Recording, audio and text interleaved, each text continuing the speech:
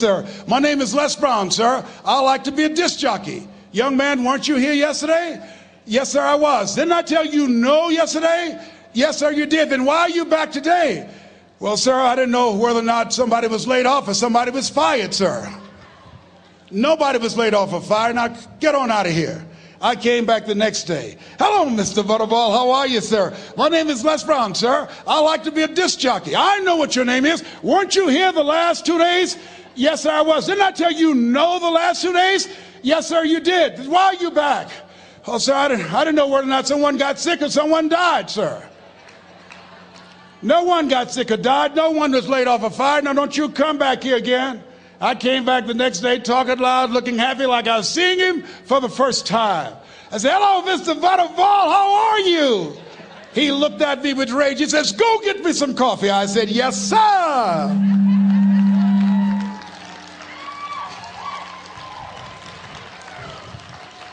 My favorite book says the greatest among you will be your servant. How many of you are serious about your goals and dreams? Raise your hands. Very good. Write this down. Provide more service than you get paid for. Provide more service than you get paid for. I go to a lot of seminars and workshops. And one of the things I know about T. Harv Eckert, when I was sitting in the class with Robert Ruppel and all of the other presenters, they hold themselves to high standards. And they provide more information than anybody else in the industry, bar none. They hold nothing back because their commitment is for your success. And when you hold yourself to high standards, write this down, impact drives income. That's why you're here. Because the training, the seminars, been making a difference in your life. If they did not have impact, 200 or 300 people would be here, if that amount. Impact drives income. So I became the errand boy for the disc jockeys. I would go get their lunch and their dinner, and I would bring it to them in the control room, and I'd watch them working the control boards, knowing my time will come. Write this down. I expect to reach my goal. Yes, you want to operate with a spirit of expectation. I expect to reach my goal. So I started preparing for the next position. Never forget one quote that I heard. As you look at your life, you look at your goals and dreams. It's better to be prepared for an opportunity and not have one than to have an opportunity and not be prepared. If you expect to reach your goal, prepare yourself now. And so then pretty soon, the guys at the station, they begin to take a liking to me. Write this down. Build relationships. As you're aware, people deal with people that they know, like, and trust. And so they would say, Leslie, yes, sir. Come here, yes. Come outside. Who did this? Oh, your car? Yes. Who cleaned my car? I did, sir. I would wax their cars on the weekend, inside and out. How much do you charge? Oh, nothing, sir. I just wanted to help out. I was providing more service than I got paid for. I was building relationships. They said, whoa, look here. Donna Ross and the Supremes are coming to town. The Four Tops and the Temptations. Here are my car keys. Pick them up for me. Take them to the Fontainebleau Hotel on Miami Beach. I said, yes, sir. I would drive them all over Miami Beach in their big, long Cadillacs. I didn't have any driver's license, but I was driving like I had some. Then one day, it was a Saturday afternoon, a disc jockey by the name of Rockin' Roger was drinking while he was on the air. It was a Saturday afternoon, and I was the only one there. Rockin' Roger got so drunk, he could not complete the show. He started slurring his words. He's about to fall off the chair. And there I was, looking at him through the control room window, walking back and forth, young, ready, and hungry. I was saying, drink, Rock, drink. Drink, Rock. I'd have gone and get him some more if he'd asked me to. Then pretty soon the phone rang. It was the general manager, and I answered the phone. I said, hello? He said, young boy, this is Mr. Klein. I said, I know. He said, Rock can't finish his program. I said, I know. He said, would you call one of the other DJs in? I said, yes, sir. I said to myself, he must think I'm crazy. I called my mom and my girlfriend, Cassandra, said, y'all come out on the front porch and turn up the radio. I'm about to come on the air.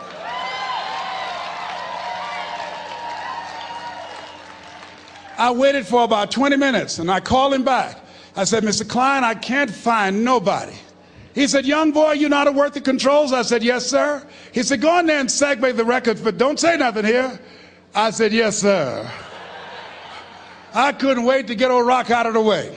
I put on a fast record. I said, look out, this is me, LB Triple P. Les Brown, your platter playing papa. There were none before me, and there will be none after me. Therefore, that makes me the one and only. Young and single and love to mingle, certified, bona fide, indubitably qualified to bring you satisfaction and a whole lot of action. Look out, baby, I'm your love man. I was hungry. I was hungry. Get old man a round of applause.